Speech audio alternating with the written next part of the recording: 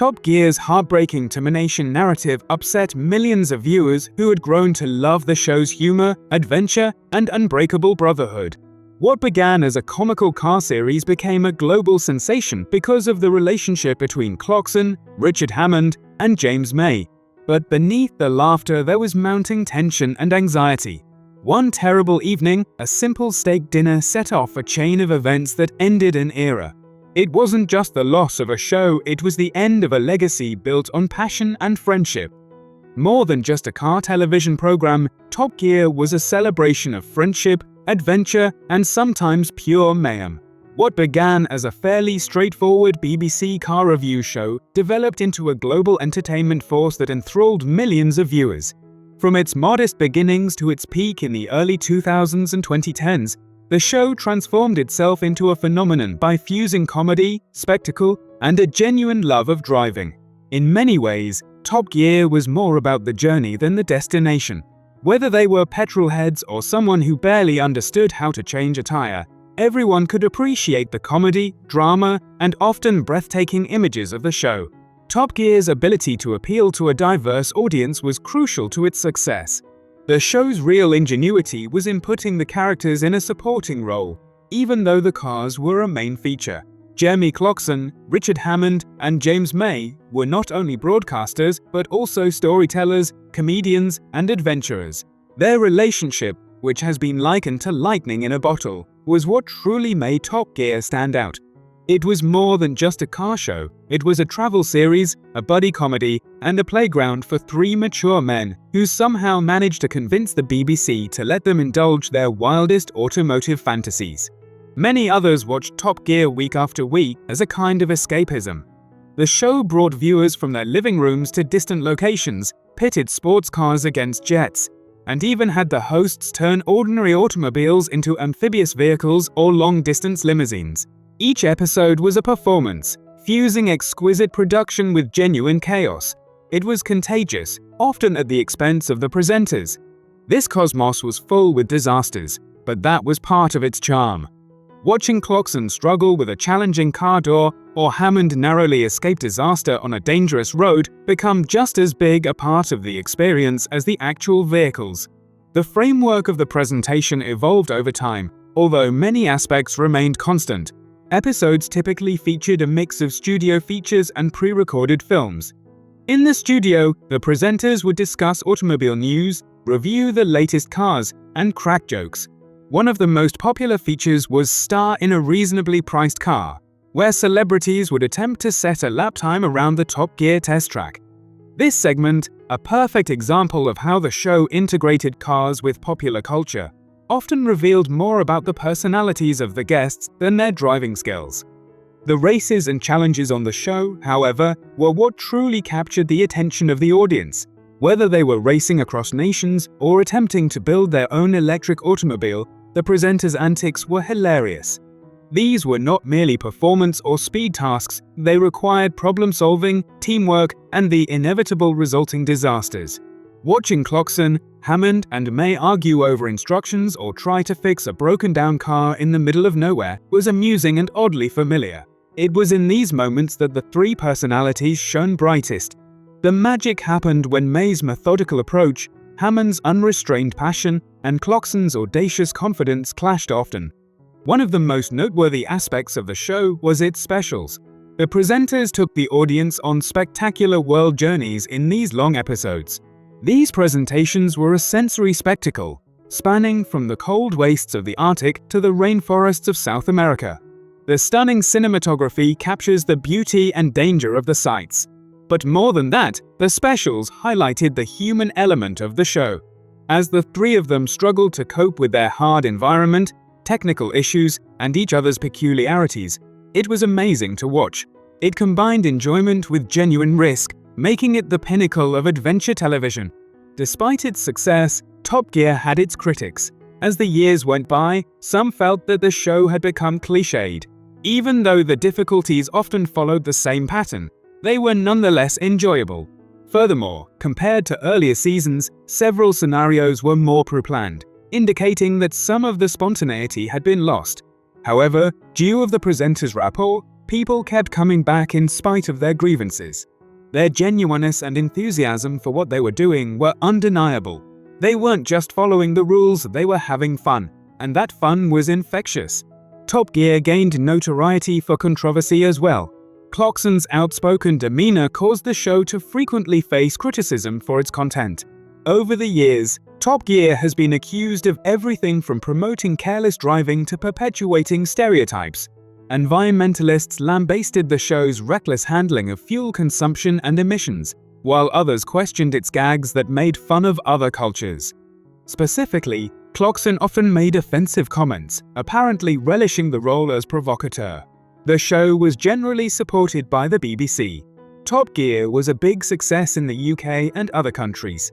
Because it was so popular, it brought in a substantial amount of money, and while the wars were grave, they often only made it more attractive. However, in 2014, the show's scandal reached a breaking point. Two incidents that year marked the beginning of Clarkson's and the original Top Gear lineup's downfall. In the first case, Clarkson was charged with comparing cars using a racial slur. Even though the tape was never aired, the notion that such foul language had been used caused a media frenzy. Clarkson apologized, but the BBC nevertheless cautioned him.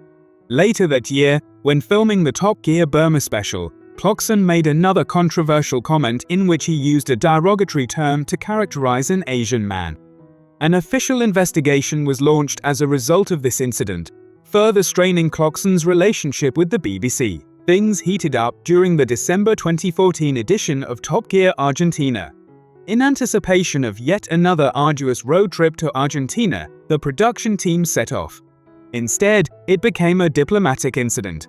The license plate of one of the cars was read to allude to Argentina's controversial Falklands War.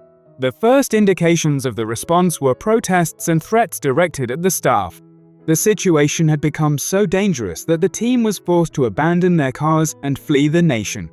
The controversy attracted international notice and seriously damaged Clarkson's standing with the BBC. The final blow came in March 2015. While recording an episode of Top Gear, Clarkson and producer Øystein Thymann got into a heated argument. Clarkson was accused of verbal and physical abuse after the dispute reportedly became physical. Clarkson was suspended when the BBC launched an investigation. When Clarkson's contract was not renewed, Top Gear as viewers knew it came to an end. Hammond and May made the decision to end the show out of loyalty to their friend and co-worker. It all began with a stake, specifically, the lack of one. After a tough day of filming, Clarkson and his crew arrived at their hotel in March 2015, fatigued and in need of a satisfying meal. The kitchen, however, was closed. Øystein Thymann, the producer of Top Gear, told Clarkson that the only meal available was a cold pork platter. Most individuals would find this to be a minor irritation. But for Clarkson, who was already under a lot of stress and may have been feeling the pressure of the show's rigorous production schedule, that was the last straw. Eventually, the resulting altercation would garner international attention. After exchanging words, Clarkson struck Thymann in a rare display of aggression. The effects were swift and far-reaching. Well aware of the scrutiny it would face, the BBC launched a comprehensive investigation into the incident. Both whether Clarkson would be criticized and if he would be allowed to stay were uncertain. In the end, Top Gear was more than just a TV show, it was a cultural phenomenon. Together with co-hosts James May and Richard Hammond, Clarkson has turned a basic driving show into a global spectacle. Whether they were racing across nations, creating absurd challenges, or simply kidding about in the studio, their antics have won them millions of fans. Clarkson was controversial even though his supporters loved him. His tendency toward incendiary remarks and his outspoken attitude had already landed him in hot water numerous times before. He was regularly backed by the BBC, which highlighted his importance to the network. But this time, things were different. Using physical force, especially against a co-worker, was not acceptable. Interviews with James May and Richard Hammond, who had supported Clarkson through thick and thin, were also part of the investigation. May, always the sensible one, expressed his dismay not at the incident, but at the way things had gotten out of hand. He complained that what might have been a private matter had become a public spectacle. Hammond was likewise caught in the crossfire. torn between the reality of the situation and his obligation to his friend and co-host. On March 25, 2015, the BBC made the decision. Tony Hall, the Director General, said that Clarkson's contract would not be renewed. While acknowledging Clarkson's significant contributions to the BBC over the years, Hall emphasized in his statement that the BBC could not condone violence. Despite being a principle-based decision, there were certain difficulties. For many fans, Clarkson was top gear. The show couldn't possibly continue without him. The public's reaction was swift and divided. The decision was seen by Clarkson's followers as an extreme example of political correctness gone wrong. However, critics applauded the BBC stance, arguing that everyone should be subject to the law, regardless of their level of fame. Social media exploded in debates, petitions were launched, and the topic dominated news cycles for weeks. Clarkson publicly apologized to Timon for his unprofessional behavior during the confusion. He then described the tremendous pressure he had been under, painting a picture of a man who had been pushed to the limit.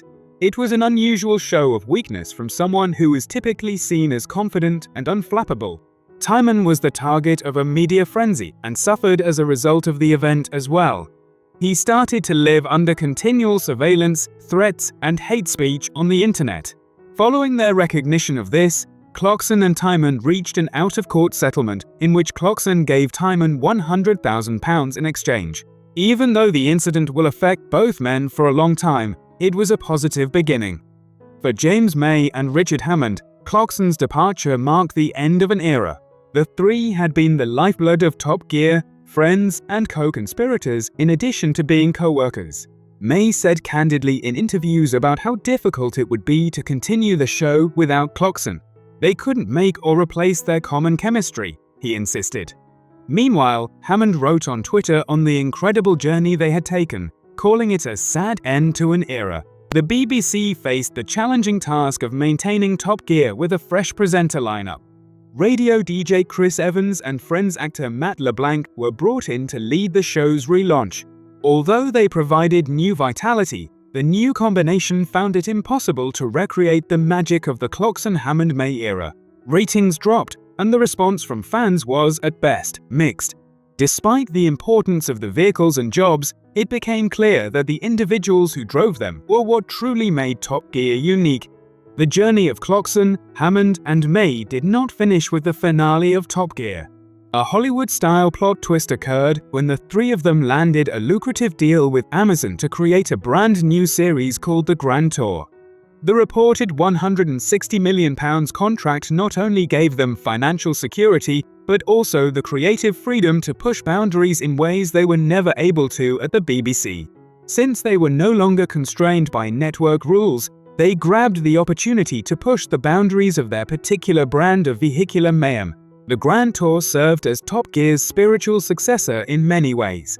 The formula was the same: exotic places, ridiculous chores, and the same irreverent wit that had made them famous. It was a fresh start, though. With a higher budget and fewer restrictions, Clarkson, Hammond, and May were able to dream bigger. They produced episodes that were more akin to mini-movies than regular TV, and took on even more ambitious concepts. Clarkson saw working for Amazon as both a professional opportunity and a chance at redemption. He took advantage of the chance to rebuild his reputation and reconnect with his supporters, unhindered by the BBC. He found a new purpose in creating engaging and creatively fulfilling work, and his income skyrocketed. Despite the problems that dogged him, Clarkson's legacy and that of Top Gear persisted. The trio's antics, sense of humor, and undeniable chemistry were often praised by supporters. Even in its latest iteration, Top Gear holds a special place in the hearts of people worldwide. Beyond its theme, the show celebrated friendship, adventure, and the sheer joy of driving. It's clear from reflecting on the journey that Clarkson, Hammond, and May achieved something noteworthy. Maintaining a performance at such a high level for over a decade, receiving awards, and continuously modifying the format required a lot of labor. The fact that it was done with close friends made it much more stunning. An unbreakable bond had been formed between them over years of shared experiences. In the end, the story of Jeremy Clarkson's breakup with the BBC and subsequent rise to fame on the Grand Tour is one of perseverance and renewal.